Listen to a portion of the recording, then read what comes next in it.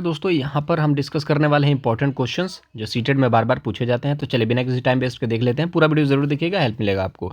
पियाजे के अनुसार एक शिक्षक का डैश और डैश होना जरूरी है। तो देखिए, टीचर को गतिशील होना जरूरी है क्या, लचीला होना जरूरी है क्या? ठीक है, ये तो अच्छा लग रहा है। संरचित, अनन्य। अनन्य मतलब कि टीचर को एकदम स्ट्रिक्ट होना चाहिए, उसमें कोई बदलाव नहीं होना चाहिए। अगर वो जिस तरीके से पढ़ा रहा है उसी तरीके से पढ़ाएगा। अगर बच्चा पूछेगा कि सर मेरे को ना इस तरीके से चीज़ें समझ में नहीं आ रही, थोड़ा सा अलग तरीके से कॉन्सेप्ट बताओ, तो टीचर कहेगा नहीं ऐसा नहीं हो सकता, जैसा मैं पढ़ा रहा हूँ वैसा ही पढ़ो। ठीक है, तो वैसा नहीं होना चाहिए। आप सहानुभूति नहीं दे सकते। किसी बच्चे को सहानुभूति दोगे बाकी बच्चे जलेंगे आपसे। ठीक है ना, कि यार वही एक है क्या यहाँ पर जिसको सहानुभूति मिलती है, हम लोग बेवकूफ़ हैं, हम लोग भी तो इस कक्षा के हैं, हमें भी तो सहानुभूति मिलनी चाहिए। तो ये सब निगेटिव चीज़ें होती हैं, बच्चे को भी परेशानी होगी और क्लास को भी परेशानी होगी। और पियाजे जो है संज्ञानवादी थे, व्यवहारवादी नहीं थे। ठीक है, व्यवहारवादी कौन थे, कमेंट बॉक्स में जरूर बताइएगा। तो पहला ऑप्शन दिखता है गतिशीलता। अब गतिशीलता क्यों? क्योंकि देखिए, आपको जरूरत है सीटेट में कुछ गुड कंटेंट्स की, जो आपको सीटेट पास कराए। तो मैं क्या डेली बेसिस पे बहुत मेहनत कर रहा हूं ताकि आप लोगों को अच्छा कंटेंट प्रोवाइड कर सकूं। तो मैं गतिशील हूं, तो छात्र भी गतिशील हैं। लचीलापन क्या है कि मैं अगर बेसिक से चीज़ें पढ़ाऊंगा तो बेसिक से चीज़ें पढ़ने का टाइम नहीं है। तो लचीलापन क्या है कि गुड कंटेंट आपको बहुत कम समय में बहुत अच्छी तरीके से आपको मिल जाए। तो मैं लचीलेपन की तरफ, आप जैसा पढ़ना चाहते हैं वैसे मैं आपको पढ़ा रहा हूँ। जो इंपॉर्टेंट टॉपिक आपको चाहिए वो मैं सारी चीज़ें करा रहा हूँ। तो सिंपल सी बात है, टीचर को गतिशील और लचीलापन होना चाहिए। टीचर भी फोकस करे, छात्र भी फोकस करे। टीचर जैसा पढ़ाए, बच्चा जैसा पढ़ना चाहता है, तो जाकर के काम बनता है। चलिए नेक्स्ट क्वेश्चन है कि निम्न में से कौन सा सूक्ष्म कौशल के उपयोग का यहाँ उदाहरण है। तो देखिए, दौड़ना, चलना, घसीट कर लिखना और कूदना। अब बच्चे यहाँ पर सूक्ष्म कौशल और स्थूल कौशल, सूक्ष्म और स्थूल, इसको याद रखिएगा। स्थूल मतलब कि बहुत बड़ा और सूक्ष्म मतलब कि छोटा। ठीक है, तो स्थूल में क्या देखने को मिलेगा, दौड़ोगे कैसे, पैरों से, चलोगे कैसे, पैरों से, कूदोगे कैसे, पैरों से। लेकिन लिखने की बात आएगी तो लिखोगे आप हाथ से नहीं, उंगलियों से, अंगुलियों से आप लिखोगे। तो अंगुलियों से लिखोगे तो यहाँ पर लिखना जो होगा सूक्ष्म होगा। और ये एक सवाल बनता ही बनता है। वाइगोत्स्की से मेमोरी बेस्ड क्वेश्चन, इसको देख लेते हैं कि लेव वाइगोत्स्की के अनुसार निम्न में से कौन से कारक बच्चों के संज्ञानात्मक विकास को सुगम बनाते हैं। सांस्कृतिक, बिल्कुल लेव वाइगोत्स्की सामाजिक सांस्कृतिक से संबंधित है, तो यहाँ पर सांस्कृतिक है और दूसरे नंबर पर सामाजिक है। संतुलन की ये बात नहीं करते हैं। और पुरस्कार की बात कौन करता है, कमेंट बॉक्स में छाप दीजिए। बाकी कमेंट के पुरस्कार के बारे में नैतिक विकास के सिद्धांत में भी आपको बोला जाता है कि दंड और पुरस्कार से बच्चे सीखते हैं, जिसको किसने बताया था, कोहलबर्ग ने। और पुरस्कार के बारे में स्किनर साहब भी बात करते हैं। तो उन सभी चीज़ों के बारे में धीरे धीरे डिस्कस करेंगे, कोई दिक्कत नहीं। अभी जो क्वेश्चन है इसका जो आंसर होगा ऑप्शन नंबर फर्स्ट, सेकंड, तो कहीं दिखता है क्या, ऑप्शन नंबर फर्स्ट पे ही है। बहुत मेहनत लगती है कंटेंट बनाने में, तो आपसे यही रिक्वेस्ट है कि गुरुदक्षिणा के रूप में चैनल को सब्सक्राइब जरूर कर लीजिएगा, नीचे लाल बटन है, ताकि आगे आने वाले वीडियोस का कंटेंट जो है आपको मिलता रहे। अदरवाइज चैनल खो जाएगा, आपको चैनल मिलेगा नहीं। इसलिए सब्सक्राइब कर लो, और जितने परीक्षाएं हैं उससे पहले पहले आपके जितने भी कंटेंट में दे रहा हूं कर लो, उससे परीक्षा पास हो जाएगा। वीडियो को लाइक करना, दोस्तों के साथ शेयर करना। गार्डेनर से सवाल मिलता है, आपको पता ही है कि हार्वर्ड गार्डेनर के सिद्धांत में सोच को व्यक्त करने के लिए धारा प्रवाह और लचीले ढंग से भाषा का उपयोग करने वालों की क्षमता किस बुद्धि की विशेषता है। तो कुछ लोग ऐसे होते हैं जो बिल्कुल धारा प्रवाह बोलते हैं, जैसे कि आपने कवि को देखा होगा, बहुत लचीले तरीके से अपनी कविताओं को बहुत तरीके से, जैसे राहत फ़तेह अली थे, ठीक है, हैं, और एक और थे, बहुत सारे लोग हैं जो कि बहुत अच्छी तरीके से, राहत इंदौरी थे, कितने गजब की उनकी पंक्तियां हुआ करती थी। तो वो उनके अंदर एक धारा प्रवाह था। ठीक है, किसको लेकर के, शब्दों को लेकर के। तो भाषाई जो है ना, ये सारी चीज़ें भाषाई आएंगी। प्रकृति से जुड़ा हुआ प्रकृतिवादी, तो यहाँ पर धारा से संबंधित है नहीं। स्थान से जुड़ा हुआ स्थानिक। अंतः व्यक्ति मतलब कि अपने अंतः की बात की जा रही है। ठीक है, अंतः व्यक्तिक, ठीक है, अंदर की बात की जा रही है। आप अंदर से मतलब ज़्यादा लोगों से मिलने जुलने वाले हो, कम बात करने वाले हो, इस चीज़ के लिए है। ठीक है, कम लोगों से मिलते जुलते हो, खुद के अंदर जानना, खुद को जानना, वो होता है अंतः। और एक होता है अंतरा व्यक्तित्व, उसके बारे में चलिए आगे बात करेंगे। जल्दी जल्दी क्वेश्चंस को देखते हैं। चलिए, बहुत अच्छा प्रश्न है। एक समावेशी कक्षा में कौन किसकी ज़रूरतों के अनुसार यथोचित संयोजन करता है। मतलब कि जो जरूरी है किसके अनुसार क्या होना चाहिए। तो आपको पता है कि क्लास में, एक समावेशी कक्षा में चाइल्ड सेंटर्ड जो है वो माहौल होना चाहिए, चाइल्ड सेंटर्ड। तो चाइल्ड सेंटर्ड माहौल कहाँ पर देखने को मिलता है, अभिभावक स्कूल की ज़रूरतों के अनुसार हो। आजकल सीबीएसई बोर्ड, बड़े बड़े स्कूलों में अभिभावक भी चाहिए होता है। बच्चा अगर पढ़ेगा तो बच्चे के माँ बाप को ग्रेजुएशन होना चाहिए, और उनको भी फटाटेदार इंग्लिश आनी चाहिए, उनका भी एकदम स्टैंडर्ड होना चाहिए, लिविंग लाइफस्टाइल होना चाहिए, तब जाकर के बच्चों का एडमिशन होता है। तो ये तो समावेशी कक्षा के लिए नहीं है, ये बड़े कक्षाओं के लिए है, बड़े बाबू लोगों के लिए है। ठीक है, स्कूल छात्र की ज़रूरतों के अनुसार, स्कूल छात्रों की ज़रूरतों के अनुसार होना चाहिए, बिल्कुल सही बात है। देखते हैं, छात्र स्कूल की ज़रूरतों के अनुसार, ठीक है। छात्र स्कूल के ज़रूरतों के अनुसार नहीं होना चाहिए। पता चले कि छात्र को ये आना चाहिए तभी हम उसका एडमिशन लेंगे, छात्र के पापा के पास इतने पैसे होने चाहिए, छात्र को ये नॉलेज होना चाहिए, छात्र ऐसा दिखना चाहिए, ठीक है, ऐसा नहीं है। छात्र शिक्षक के ज़रूरत के अनुसार, ऐसा नहीं है। छात्र शिक्षकों की ज़रूरत, स्कूल की ज़रूरत है, स्कूल के ज़रूरत के अनुसार अभिभावक होने चाहिए, ऐसा नहीं है। स्कूल जो है ना वो छात्र की ज़रूरत के अनुसार होना चाहिए। छात्र को जैसा ज़रूरत है उस तरीके के स्कूल उसको प्रोवाइड करे चीज़ें, इस चीज़ को याद रखेंगे। छात्र को अगर जो चीज़ चाहिए वो स्कूल प्रोवाइड करे। तो इस तरीके के क्वेश्चन में बच्चे कंफ्यूज हो जाते हैं, छात्र लगा करके चले आते हैं, पढ़ते नहीं हैं और बाद में गलतियां होती हैं। बट उन्हीं सभी चीज़ों को यहाँ पर इस चैनल पर हम लोग कंप्लीटली देखते हैं कि किस तरीके से हटाना है। टैग वर्ड का वीडियो नहीं देखा तो देखिएगा, उससे फ़ायदा मिलेगा। ज़बरदस्त क्वेश्चन था। नेक्स्ट एक और प्रश्न है यहाँ पर, विविध आवश्यकता वाले शिक्षार्थियों वाली कक्षा में, मतलब बहुत सारे ऐसे बच्चे हैं जिनको आवश्यकता है, जैसे कि फिजिकली हैंडीकैप्ड हैं, ठीक है, विविध उनको बोला जाता है विविध आवश्यकता वाले बच्चे, ठीक है। शिक्षक को उनके लिए क्या नहीं करना चाहिए, तो वो जब क्लास में आते हैं तो बहुत सारे शिक्षकों के अंदर कुछ विचार आते हैं, तो वो क्या विचार नहीं आने चाहिए।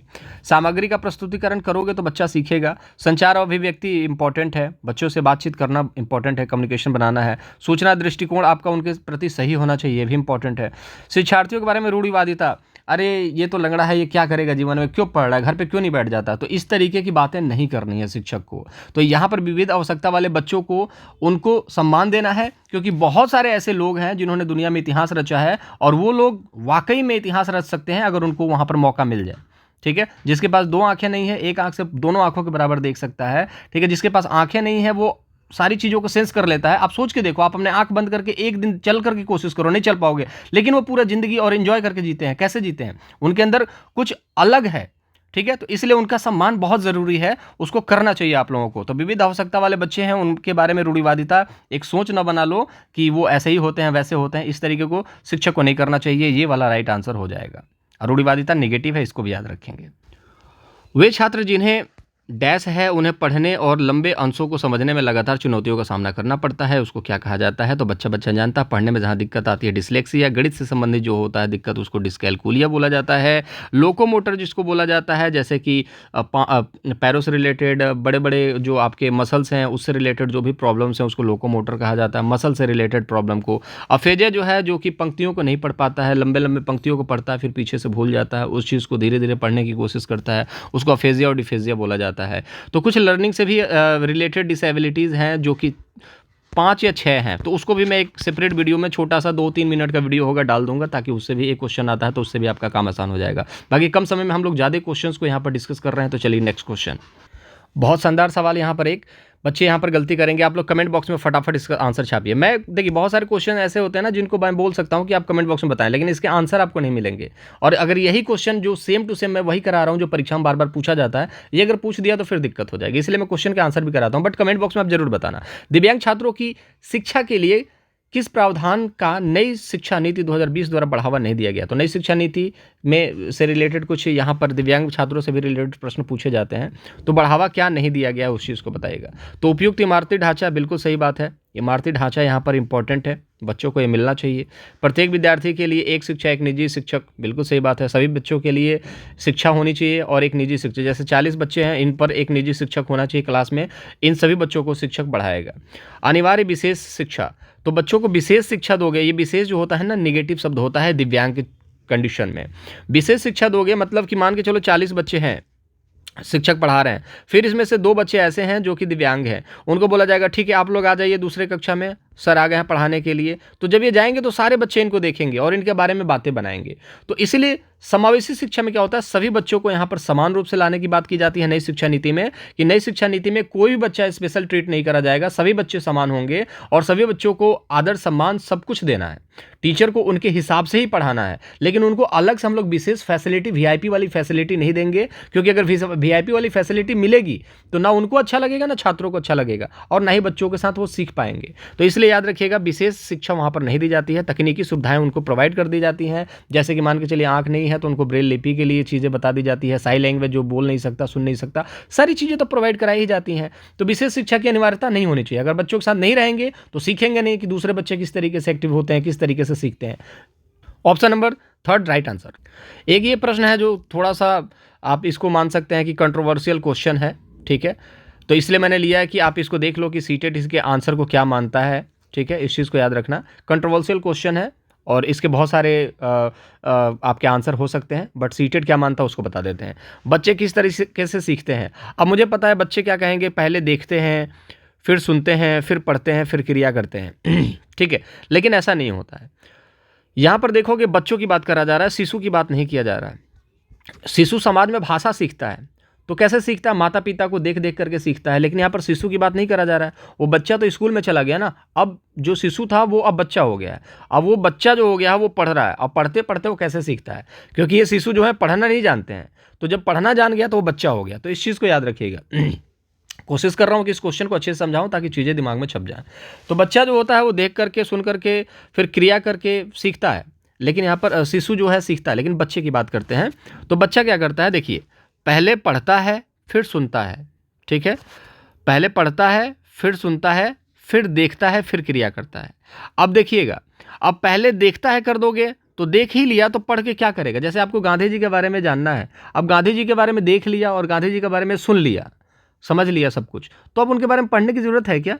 पढ़ने की ज़रूरत नहीं है। अब क्या करोगे? छोटे बच्चे को पहले पढ़ना सिखाया जाता है, पढ़ता है, फिर वो चीज़ों को सुनता है। क्लास में आपने एक रीडिंग लगाई, फिर दूसरे बच्चे भी रीडिंग लगाते हैं, फिर आप सुनते हैं, फिर अब उस चीज़ के बारे में सर क्या करते हैं? टीएलएम का प्रयोग करके दिखाते हैं। फिर उस टीएलएम में जो चीज़ कराई गई बच्चे उसके साथ क्रिया करके सीखते हैं। तो पहले पढ़ना, फिर उसके बाद आपको सुनना पड़ेगा, जो टीचर पढ़ा रहे हैं उसको सुनो, जो दूसरे बच्चे पढ़ रहे हैं उसको सुनो, फिर टीएलएम में देखो, उसके बाद क्रिया करो। तो option number first, second, third, fourth ये राइट आंसर होगा। पढ़ना है, पढ़ोगे तो कान में खुद को सुनाई भी देगा, और जब इसके बाद क्या होगा, आप टीचर जो बता रहा है उसको देखोगे और उसके बाद देख करके क्रिया करोगे। तो ये इसका राइट आंसर होगा। बच्चे इसी तरीके से सीखते हैं। जैसे मैं आपको पढ़ा रहा हूँ, पढ़ रहे हो, चीज़ों को देख करके सुन रहे हो, ठीक है। लेकिन यहाँ पर आप ऑनलाइन की बात कर रहे हो देख करके, लेकिन यहाँ पर छोटे प्राइमरी की बच्चों की बात की जा रही। ठीक है, आई होप चीज़ें समझ में आ गई होंगी। चलिए नेक्स्ट क्वेश्चन। ये हलवा प्रश्न है, आप लोग मुझे लगता है इसका आंसर कर ही दोगे कि एक शिक्षक को उन गतिविधियों को बढ़ावा देना चाहिए जो अस्पष्ट हो। जब उनके बात को ही स्पष्ट नहीं किया जा सकता, जब टीचर स्पष्ट बता ही नहीं सकता तो बच्चे सीखेंगे कैसे? अत्यंत जटिल हो, कुछ सवाल मैथ के ऐसे होते हैं जो टीचर सिर्फ और सिर्फ आ करके छाप देते हैं और उससे पूछा जाता है तो वैसे वैसे बता देते हैं कि ऐसे ऐसे यहाँ से ये वाला हार्सिल यहाँ गया, ये वाला उठ करके यहाँ चला गया, लेकिन बच्चों को समझ में नहीं आया। तो इस तरीके का अत्यंत जटिल फॉर्मूला भी नहीं होना चाहिए, तकनीक भी नहीं होनी चाहिए। अर्थहीन, जिसका कोई अर्थ ना निकले उस चीज़ के बारे में बात करें। जैसे मैं बेवजह की वीडियोस डाल दूं यहाँ पर जिसका कोई मतलब नहीं है सीटेट रिलेटेड, तो आपका टाइम वेस्ट होगा, हमारा टाइम वेस्ट होगा। तो एक तरीके से देखा जाए तो जिसका निष्कर्ष निकले वो चीज़ें पढ़ानी चाहिए जो आपके लिए लाभदायक हो, सांस्कृतिक रूप से उपयुक्त हो। बिल्कुल सिंपल सी बात है कि आपके समाज में वो चीज़ काम आ सके, आपके निजी लाइफ में वो चीज़ काम आ सके, वैसी चीज़ों को पढ़ाना चाहिए। बच्चों के बीच भ्रांतियों को महत्वपूर्ण माना गया है। निर्मित करना, पहचानना, अनदेखा करना, प्रचारित करना। हलवा क्वेश्चन है बट कोई बात नहीं। एक बच्चे ने लिखा सीटेट हलवा है क्या कि सब लेकर के आ जाएंगे 90+। अरे हलवा ही है, बस कॉन्सेप्ट को पढ़ना तो सीखो। आप पढ़ते हो नहीं, उसके बाद आपको लगेगा बहुत मुश्किल है। सबसे यूपी टेट से आसान है सीटेट, लेकिन बच्चों को समझ में नहीं आता। बस टैग वर्ड देख लो और जितने सेट करवा रहा हूँ उसको कर लो। जो इंपॉर्टेंट टॉपिक से रिलेटेड में क्वेश्चंस बार बार रिपीट होते हैं उनको करवा रहा हूँ, देख लो। बहुत ज़्यादा लंबा वीडियो नहीं है, 10, 15, 20 मिनट की वीडियोज़ होती हैं, उससे आपका काम आसान हो जाएगा। लेकिन वही है कि इतना इंपॉर्टेंट कंटेंट देने के बाद भी आप अभी तक देख रहे हो लेकिन चैनल को अभी तक सब्सक्राइब भी नहीं करा आपने, कर लो यार सब्सक्राइब गुरु दक्षिणा ग्रुप में, और लाइक कर दो, दोस्तों के साथ शेयर करो। कुछ पूछोगे तो उसके जवाब मैं देता हूँ, आप पूछ करके देख लो। तो चलो देख लेते हैं, छात्रों के बीच भ्रांतियों को क्या किया जाना चाहिए? निर्मित करना चाहिए। छात्रों के बीच में भ्रांति फैला दो कि मुंह नोचवा आया हुआ है, आप छत पे सोओगे तो आपका मुंह नोच लेगा, ठीक है। ऐसा नहीं, भ्रांति नहीं फैलाना चाहिए। आप लोग फेल हो सकते हो, आप लोगों ने अगर ये नहीं पढ़ा तो फेल हो जाओगे। फटाफट मेरे कोर्सेज ले लो, मेरा PDF ले लो, मेरा नोट्स ले लो। तो भ्रांति फैला दी जाती है, क्यों? ताकि बच्चे परेशान हो जाए। तो भ्रांति नहीं फैलाना है आपको छात्रों की भ्रांतियों को पहचानना है कि बच्चे कंफ्यूज कहाँ हैं। और ये चैनल यही काम कर रहा है कि आप लोग कंफ्यूज हो कि कुछ ऐसा कंटेंट कहाँ मिल जाएगा जहाँ पर हमारा सीटेट निकल जाएगा। तो ये प्लेटफॉर्म ये है जहाँ पर मैं वो सारे कंटेंट दे रहा हूँ जिसकी वजह से आप सीटेट आराम से निकाल लोगे, और एक सिस्टम से और तरीके से दे रहा हूँ जो कि आपके दिमाग में चला जाए। क्योंकि साइकोलॉजी पढ़ने के बाद इस चीज़ का एनालिसिस हमने करा है कि साइकोलॉजिकली तौर पे आपका दिमाग किस तरीके से काम करता है चीज़ों को अडॉप्ट करने के लिए, ठीक है। तो वो चीज़ें दूंगा और एक लिमिट में दूंगा जिससे कि हजम भी हो जाएगा और काम भी हो जाएगा। अनदेखा नहीं करना चाहिए, मैं अनदेखा कर दूंगा अगर आप लोगों के कन्फ्यूज़न को, तो वाकई में आप लोग पास नहीं हो पाएंगे, और बेवजह पास हो भी जाएंगे तो वो नॉलेज आपके अंदर नहीं होगी। प्रचारित नहीं करना चाहिए, बताना नहीं चाहिए कि पता चला कि वो जो बच्चा है ना वो कन्फ्यूज़ रहता है, ठीक है। तो वो बच्चा जो ऐसा है वैसा है, तो किसी की बुराई नहीं करनी चाहिए, किसी के बीच में अगर कोई कन्फ्यूज़न है तो उसका मजाक नहीं उड़ाना चाहिए। तो याद रखेंगे, पहचानना इंपॉर्टेंट है। थोड़ा सा टाइम लिया इस टॉपिक पर, तो इसको लेकर के थोड़ा सा आप समझेंगे। इस टाइम लेना भी ज़रूरी है ताकि बच्चे सीख सकें। थोड़ा सा एक्सप्लेनेशन इंपॉर्टेंट है दोस्त। निम्न में से कौन सा विकल्प छात्रों को महारत हासिल करने हेतु सीखने के लिए प्रेरित करता है? तो महारत हासिल करने की बात की जा रही है कि बच्चों को महारत कैसे हासिल होगा। मान के चलिए आप किस लिए काम कर रहे हैं? आप तो प्रसिद्धि के लिए काम कर रहे हैं कि नौकरी होगा तो क्या होगा, हाथ में क्या बोलते हैं यार, बदन पे सूट होगा, पाँव में बूट होगा, ठीक है। तो आप तो प्रसिद्ध होना चाहते हैं, फेमस होना चाहते हैं आसपास, लेकिन यहाँ पर बात किस चीज़ की कहा जा रही है? प्राइमरी स्कूल के बच्चों की बात की जा रही है। वो किस लिए पढ़ना चाहते हैं? तो वो प्रसिद्ध होने के लिए नहीं पढ़ना चाहते हैं। वो ना कि धन की लालच में पढ़ते हैं कि भैया सरकार द्वारा 500-700 रुपये आता है महीने का, तो चलो पढ़ने चलते हैं, ऐसा नहीं है, ठीक है। सत्ता से क्या मतलब है? इतने छोटे बच्चे सत्ता में आते ही नहीं हैं। कम से कम 21 साल का उम्र तो होना ही चाहिए, ठीक है। योग्यता की चाह, बिल्कुल सिंपल सी बात है, वो दूसरे बच्चों से बेहतर बनना चाहते हैं, इसलिए क्या करते हैं, वो सीखने के लिए प्रेरित होने चाहिए, ठीक है। तो छात्रों को महारत हासिल करने हैं तो हमें उन्हें योग्यता की चाह दिखानी चाहिए कि तुम योग्य हो जाओगे, तुम दूसरे बच्चों से योग्य हो जाओगे, तुम क्लास में फर्स्ट आओगे, माता पिता खुश होंगे, भाई बहन खुश होंगे, तुम्हारा नाम होगा, सब कुछ ये सब बताओ ना। योग्यता पहले रखनी इंपॉर्टेंट है, योग्यता की चाह देना चाहिए, पहले तुम काबिल हो जाओ, ये सारी चीज़ें आपको मिल जाएंगी, ठीक है। पेडागोगी का ये सीरीज बहुत खतरनाक है, इसको देखकर जरूर जाना आप लोग। अर्थपूर्ण अधिगम को, इसका पीडीएफ जो है टेलीग्राम पर मिलेगा। बहुत सारे बच्चों को पीडीएफ का पता नहीं होता है, पीडीएफ टेलीग्राम पर मिलेगा, डिस्क्रिप्शन बॉक्स में लिंक है। अर्थपूर्ण अधिगम को सुसाध्य करने के लिए एक शिक्षिका को क्या करना चाहिए? तो अर्थपूर्ण अधिगम है, उसको सुसाध्य करने के लिए एक शिक्षिका को क्या करना चाहिए? हतोत्साहित करना चाहिए, गलत बात है। छात्रों के बीच सहयोग को हतोत्साहित करना चाहिए। अब बच्चों को लगेगा हतोत्साहित है, यहाँ प्रोत्साहित है, फटाफट मारो। टैग वर्ड मैंने बोला है 99% काम करता है, 1% आपका दिमाग काम करेगा यहाँ पर। अब यहाँ पर देखो, प्रोत्साहित तो लिखा है लेकिन यहाँ पर प्रतिस्पर्धा लिखा है दोस्त। अब प्रतिस्पर्धा क्या होता है? निगेटिव होता है, ठीक है। और निगेटिव और पॉजिटिव मिल जाए तो आपको पता होना चाहिए कि हमेशा निगेटिव जीतता है। वो कहने वाली बात है कि सत्य की विजय होती है, ठीक है, लेकिन असत्य आपके दिमाग में बहुत जल्दी एंटर करता है। सत्य में टाइम लगता है, तो टाइम लगेगा। यहाँ पर सत्य नहीं मिला, अगला ऑप्शन देखते हैं, वो सत्य मिल सकता है, लेकिन ये तो निगेटिव हो गया। रटना निगेटिव होता है, ये भी देख लीजिए। संप्रत्ययों को समझ को महत्व देना, जैसे बच्चों के अंदर दिमाग में कोई कॉन्सेप्ट चल रहा है, उस कॉन्सेप्ट को टीचर समझे और उनको महत्व दे। वाह, मज़ा आ गया, तुमने तो बहुत अच्छा चीज़ सीखा है, समझा है, एनालाइज करा है, मतलब ऑब्जर्वेशन आपकी पावर काफ़ी अच्छी है। तो बच्चे को महत्व देना चाहिए जो चीज़ सीख रहा है। जैसे कुछ बच्चे कमेंट करते हैं कि सर ऐसा ऐसा है, ठीक है, इस चीज़ के बारे में बताइए, इस चीज़ को भी समझा दीजिए। तो मुझे अच्छा लगता है कि बच्चे कह रहे हैं, ठीक है, मतलब कि वो पढ़ना चाहते हैं, उनके अंदर भूख है, तो उसको महत्व देना चाहिए। ऐसा नहीं कि जो आप टॉपिक बोल रहे हो कि मैं वो नहीं पढ़ाऊंगा। आप जो भी टॉपिक बोलोगे वो मैं अलग से पढ़ाऊंगा, लेकिन कमेंट बॉक्स में बता ज़रूर देना। आप फटाफट आंसर करेंगे इसका। छात्रों में भय का भाव किस चीज़ के लिए ज़रूरी है? अधिगम में सुधार हो जाता है। अगर बच्चों को डराओगे तो अधिगम अच्छा होगा, लर्निंग अच्छी होगी। ऐसा होगा क्या? बच्चों को डराओगे, जैसे हम लोग जब पढ़ते थे तो हमें डराया जाता था, तो बस डराने से अधिगम में सुधार नहीं होगा। वही चीज़ है कि हम रट करके जाएंगे, एक पैराग्राफ याद कर लेंगे, एक सर पूछेंगे तो सेम टू सेम तोड़ता जैसा हम लोग बोल देंगे, यही हो सकता है। तो अधिगम में सुधार नहीं होता है, ठीक है, इस चीज़ को याद रखेंगे, अधिगम में सुधार नहीं होता, अधिगम के लिए हानिकारक होता है दोस्त। बच्चे स्कूल जाना बंद कर देते हैं। प्राइमरी स्कूलों में अगर आप कुछ बोल दोगे बच्चों को, स्कूल नहीं जाते हैं, कहते हैं मम्मी मैं नहीं जाऊँगा, वो टीचर मारता है, ठीक है।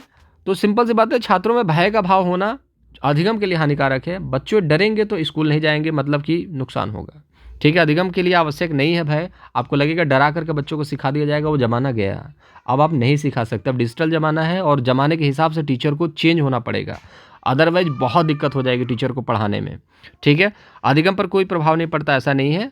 भय, अगर बच्चों को डराओगे तो अधिगम पर नेगेटिव प्रभाव पड़ता है, हानिकारक होता है। ये कुछ इंपॉर्टेंट क्वेश्चन है। चलिए कुछ मैथ के भी क्वेश्चन देखते हैं। तो ये प्रश्न है आप लोगों के सामने, 1995 19,995 प्राप्त करने के लिए 95, 99, 59, 95, 99, 95 के योग से क्या घटाना होगा? तो इन तीनों को जोड़ दो, ठीक है, इनको तीनों को जोड़ देना है और इसको प्राप्त करना है। तो इसको घटा दोगे तो मतलब यही सारी चीज़ें जोड़नी पड़ेंगी, ठीक है। कहने का मतलब है कि इनको जोड़ना है और इसमें से क्या घटाया जाए कि ये मिल जाएगा। तो मान के चलो 10 है, 10 में से क्या घटाया जाए कि 3 मिल जाए, सॉरी 3 में से क्या घटाया जाए, सॉरी देखो 10 है, 10 में से 2 और 3 के जोड़ से क्या घटाया जाए कि 10 मिल जाए। तो 2 और 3 5 हो गया। अब इसमें 5 घटा देंगे तो 10 में से 5 घटा देंगे तो कितना 5, तो मतलब 5 घटाना चाहिए। तो इसी तरीके का सवाल है। तो देखिए 9 5 9 9 5 9 9 5 9 9 9 5, ठीक है। तो कितना हुआ 9 5 14 और 5 19, ठीक है। 9 9 18 29 27 और एक 28, 9 9 2 18, 5 23 और 18 और 5 23 और 2 25, 9 5 14 और 9 23 और 2 23 और 2 कितना हो जाएगा 23 2 25, ठीक है। तो 9 4 9 5 14 5 19 9 9 27 1 28, ठीक है।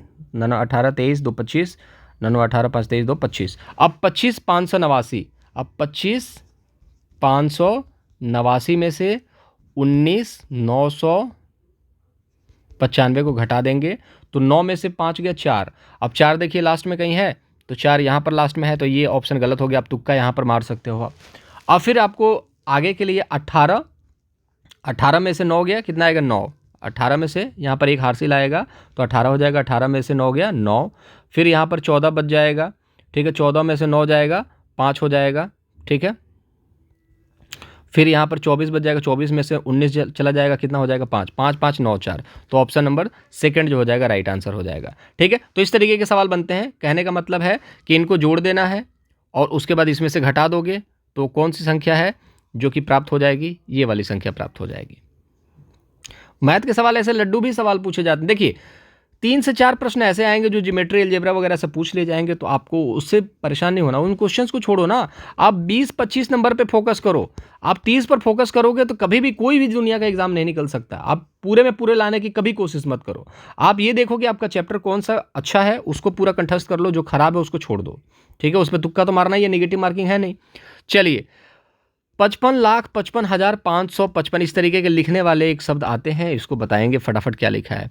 तो 55 लाख, इकाई दहाई सैकड़ा हज़ार 10,000 लाख 10 लाख, तो मतलब 55 लाख हो गया और 55,000 भी हो गया, 555 भी हो गया। ऑप्शन फर्स्ट ही सही है।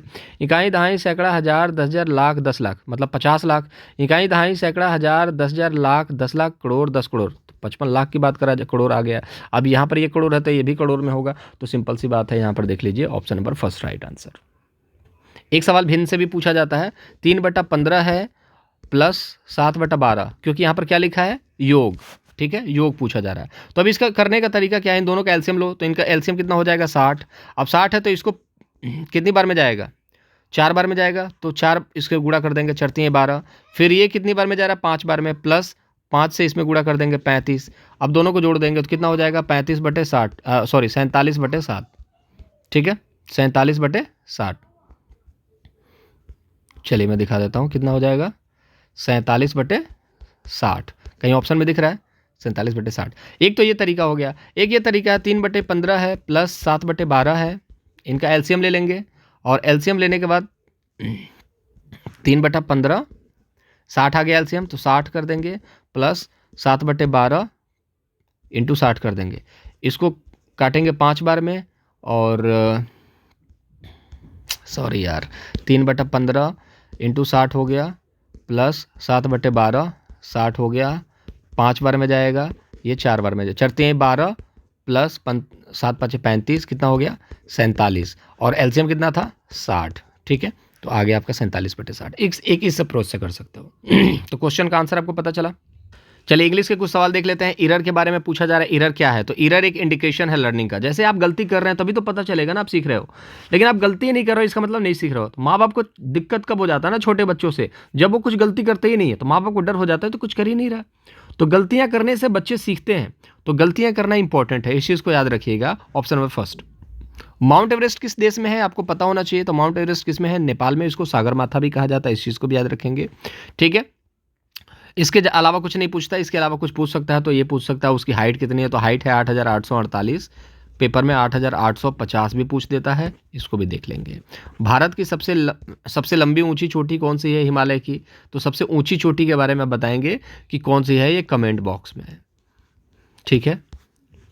K2 है या फिर कंचनजंगा है, इस चीज़ के बारे में आप कमेंट बॉक्स में छापिए, पता तो चले। यहाँ तक आपने वीडियो देखा और यहाँ तक वीडियो देखा है तो चैनल को सब्सक्राइब करे बिना जाना नहीं, गुरु दक्षिणा दिए बिना, और लाइक ज़रूर करना यार, बाकी इच्छा आपकी है। चलिए यहाँ पर देखेंगे, दांत और हड्डियों के कारण अस्वस्थ रहती है मेरी एक मित्र है, उनके उबरने के लिए निम्न में से कौन सा विकल्प सर्वोत्तम होगा। जैसे कि हड्डियों का तकलीफ है, दांतों को तकलीफ है, तो उनसे निपटने के लिए डॉक्टर ने कुछ हमें चीज़ें रिकमेंड करा कि इन चीज़ों को खाना है, तो कौन सी चीज़ खानी चाहिए। तो देखो, नींबू वबू खाने से तो दांत और खट्टे हो जाएंगे, तो ये गलत हो गया। ठीक है, घी दाल रोटी चावल तो डेली खाते थे, इससे तो फ़र्क पड़ा नहीं। हाँ, दूध आपको देना जरूरी है, दूध इंपॉर्टेंट है, याद रखिएगा, इससे आपका फ़ायदा होने वाला है। दूध है, केला है, इसको खाइए, कैल्शियम फॉस्फोरस आपको वहाँ से देखने को मिलेगा। ठीक है, तो ऑप्शन नंबर 3। इस तरीके के विटामिन से सवाल मिलते हैं, उसके भी वीडियोस आपको जल्दी से देखने को मिलेंगे। एक सवाल यहाँ पर दोस्तों, यहाँ पर आप जल्दी जल्दी क्वेश्चंस को देख लेते हैं। विशेषता को चुनिए जो नीचे दिए गए सभी जानवरों में पाए जाते हैं, जैसे कछुआ में, अजगर में, बाज में, छिपकली में, शहद में। कौन से सभी जानवरों में क्या एक विशेषता कॉमन है। तो शरीरों का सल्क से ढका होना, जैसे छिपकली का शरीर जो होगा देखोगे चमड़े से ढका हुआ है बिल्कुल, लेकिन बाज का देखोगे अलग है, अजगर का अलग है, तो ऐसा नहीं हो सकता। ये सब में विशेषता नहीं, किसी में है किसी में नहीं है। भूमि तथा जल पर दोनों रह सकते, सभी रह सकते हैं नहीं, कुछ भूमि में रह सकते हैं। अजगर जो है वो आपका भूमि में रह सकता है, जो आपका देखोगे बाज है, छिपकली है। ठीक है, ये सब आपके कहाँ, बाज जो है आपका आसमान में रहता है, छिपकली जो है दीवारों पर रहती है, शहद जो है आपका, कछुआ जो है पानी में रहता है, शहद जो है ये उड़ती है, ठीक है, आसमान में रहती है। तो कुल मिला जुला के देखा जाए तो ये भी गलत हो जाएगा। अंडे देने वाला, तीन सभी अंडे देने का काम करते हैं, आपको पता है, रानी मक्खी अंडे देने का काम करती है। छिपकली से यहाँ पर सवाल बनते ही नहीं है, यही वाला एक सवाल बनेगा। बाज से सवाल बनता है, 4 गुना दूर देख सकता है इंसानों से भी। अजगर से सवाल बनता है कि कौन सा जहरीला नहीं है। ठीक है, सबसे लंबी आयु अगर हम बात करें तो कछुए की होती है।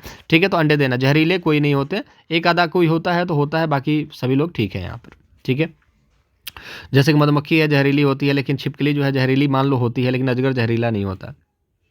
चलिए, तो यहाँ पर ऑप्शन क्या हो जाएंगे, ऑप्शन नंबर सी केवल है सही, वही आंसर होगा। ये भी सवाल बनते हैं।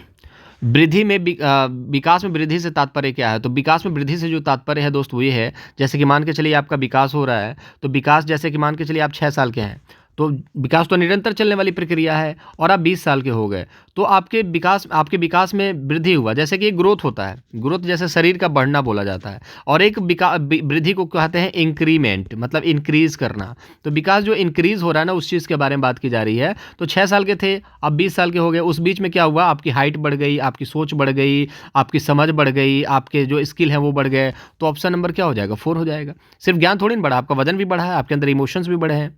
ठीक है, आपको पता है तूफान की अवस्था हो जाएगी 20 साल की उम्र तक। चलिए, एक चित्रकला से सवाल देख लेते हैं। बार बार परीक्षाओं में चित्रकला से भी प्रश्न पूछे जाते हैं, तो इन प्रश्नों को भी करना जरूरी है। तो फटाफट बता दीजिए, चित्रकाठी चित्रकला कहाँ से फेमस है। चलिए, ये मैं एक चित्रकला का वीडियो तो लाऊंगा ही, चित्रकला का एक वीडियो आएगा जिसमें हम सारी चीज़ों को डिस्कस करेंगे, लेकिन ये आप लोगों के लिए होमवर्क है। अगर पूरा वीडियो देखा है तो ये होमवर्क को कंप्लीट जरूर कीजिएगा। चित्रकाठी चित्रकला कहाँ होती है, गूगल पर भी सर्च कर सकते हैं, कहीं से भी सर्च करके आप बताइए, क्योंकि ज्ञान कहीं से मिले लेना इंपॉर्टेंट है। चलिए, मुलाकात अगली वीडियो में करेंगे। अपना बहुत ज़्यादा ख्याल रखेंगे। टेक योर सेल्फ, और चैनल को सब्सक्राइब करते हुए जाएं, वीडियो को लाइक करें, दोस्तों के साथ शेयर करें, कमेंट बॉक्स में कुछ पूछना है तो पूछ सकते हैं। ख्याल रखें, पढ़ते रहें, इंपॉर्टेंट है। सीटेट निकलेगा तो तभी सुपर 10 में बैठोगे, तो ये आप लोगों के लिए बहुत इंपॉर्टेंट है कि अपने काम को करें, अपने काम को बिल्कुल निभाएं अच्छी तरीके से, ताकि उसमें आपको सफलता अर्जित हो। Bye bye, take care.